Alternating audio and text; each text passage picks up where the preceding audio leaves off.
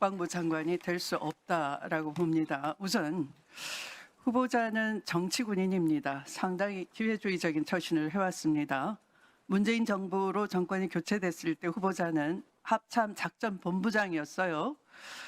제가 받은 제보에 의하면 당시의 대장 진급을 위해서 문재인 정부와 민주당 사람들을 열심히 찾아다니면서 진급 로비를 했다라고 하던데 맞죠? 찾아다닌 적 없습니다. 후보자는 제가 당시 민주당 대표였으니까 잘 알고 있습니다. 후보자의 처신이 어떠했는지. 그리고 후보자는 윤석열 대통령하고는 언제부터 인연을 맺었죠? 처음 인연. 고등학교 때부터 맺었습니다. 그렇죠. 중앙고 3학년 학도 호국 단장 시절 윤석열은 2학년 후배여서 의기투합했다라고 알려져 있는데요. 후보자는 이렇게 민주당 인사들 아까 안규백 의원님 지적을 했지만 그렇게 잘 지내놓고 20년 10월에 국민의힘 당에 입당을 했어요. 그 당시 되짚어보면 언론이 검찰총장 현직 검찰총장 윤석열을 정치하러 나오라 이른바 조국 전 장관에 대해서 검찰 쿠데타라고 저는 알고 있는데 난동을 부릴 때 언론이 부추겼습니다. 한창 부추길 시점에 후보자는 향후의 정치를 생각해서 아마 국민의힘 당에 윤석열 대권 후보를 생각하고 입당을 했다라고 봐지는데 이런 걸로 봐서는 상당히 정치 군인입니다. 그런 점에서 후보자가 우리 국민과 나라를 지키는 것이 아니라 대통령의 심기 경호 등 대통령만 지킬 사람이라는 우려 비판이 제기될 수밖에 없습니다. 그것이 첫 번째 이유이고 두 번째는 이런 점입니다. 한간에는 계엄령 대비를 위한 친정체제를 구축 중이다.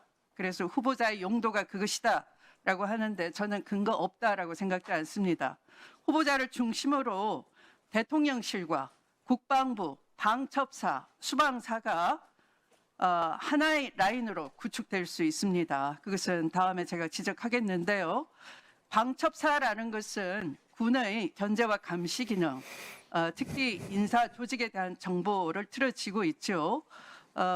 조직의 부패와 권한 남용을 방지할 수 있는 사정 기능을 담당해야 되는데 이것이 대통령실 국방부 방첩사 수방사로 일심동체가 된다면 군 내부의 견제와 균형이 무너지는 것이죠.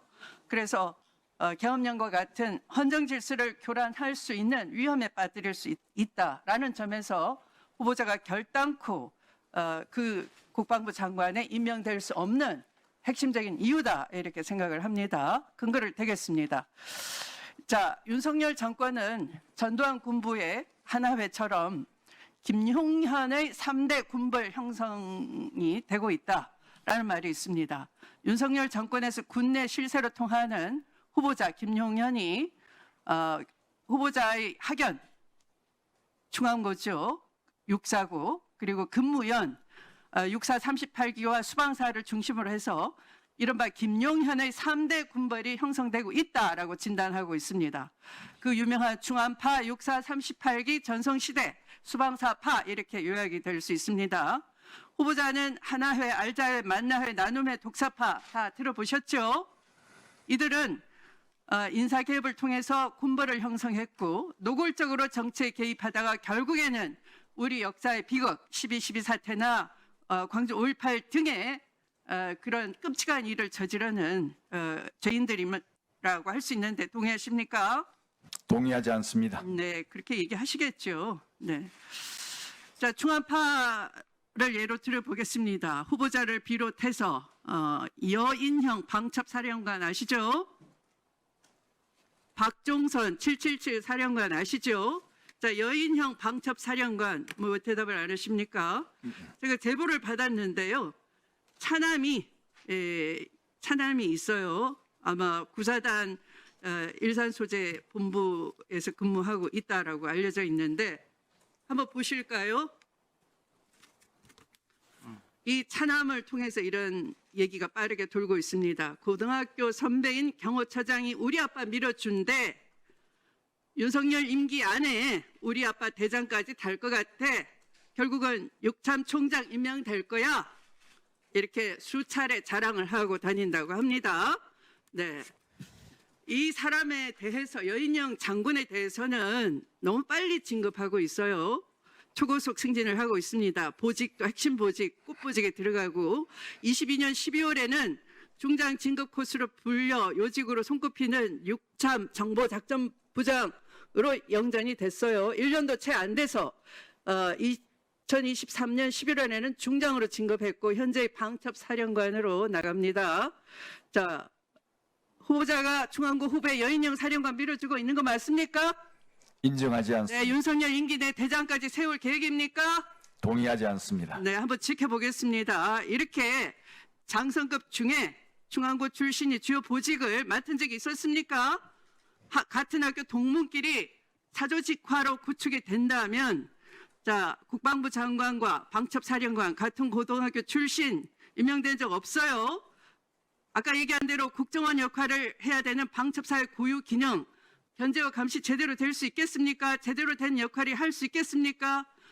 한동훈 법무부 장관 한 거 봤죠? 민간 관료에 대해서 인사정보 틀을 지고 과거 민정에서 담당하던 걸 본인이 직접 수행을 했어요.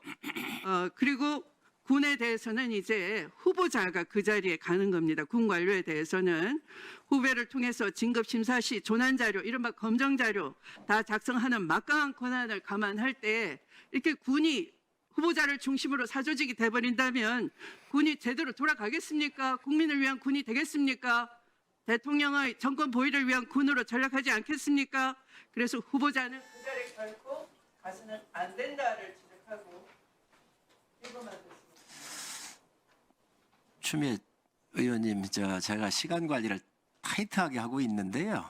보충 질의 때는 제가 조금 여유를 좀 더 드리겠습니다. 후보자님, 예, 감사합니다. 후보자님, 지금 추미애 의원님께서 질의를 해주셨는데 답변할 거 있으십니까? 네. 추미애 의원님 말씀 존중하지만 인정하지는 않습니다. 참 이런 발언이 군을 분열시킬 수 있다는 생각에 우려가 듭니다. 충암파 말씀하시는데요.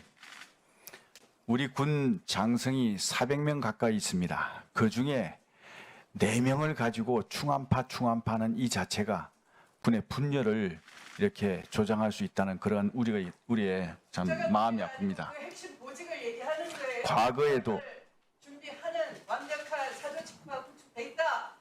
그 엄중함을 얘기하는 겁니다. 그렇습니까? 질문할 때. 과거에도 장관과 방첩사령관이 같은 고등학교 동문인 적이 있었습니다. 그를 특정해서 한다는 것은 맞지 않다고 생각합니다. 후보자님, 저는 추미애 의원님께서 야당 의원이신데 이런 질의를 전 충분히 할 수 있다고 봅니다. 또 그동안 하나이나 이러한 쪽에 대한 부작용이 있었기 때문에 지적하실 수 있다고 보는데 이거는 저희 의원실에서 저도 이걸 우려적인 측면에서 바라봤고요. 의원실에서 조사를 좀 언론에 나와 있는 부분들을 조사를 한번 해본 적이 있습니다. 지금 충암고가 장성이 4명이에요. 맞습니다. 서울고 이게 틀릴 수 있습니다. 저희가 조사를 했기 때문에 서울고가 장성이 5명, 진주고가 5명, 순천고도 5명이에요. 또 저희 충남에 있는 공주사대부고가 4명이고 울산고도 4명이더라고요. 그래서 한 학교에 이 장성이 집중되어 있다 이렇게 보기는 좀 어려운 것 같습니다. 그래서 어쨌든 이러한 아닙니다. 이거는요 이거는 위원장으로서 국민들의 이해를 도와야 되기 때문에 이 정도는 제가 할 수 있다고 봅니다. 그래서 이런 부분 박 의원님, 제가 아닙니다. 이거는 그래서 이러한 부분들은 우리가 충분히 설명을 좀 자료가 이걸 제출할 수 있는 건지 없는지 모르겠는데 저희 방이 정확하지는 않습니다. 그러니 이런 부분들도 추미애 의원님한테 설명을 좀 드려주시기 바랍니다. 아셨죠? 예, 그렇게 하겠습니다.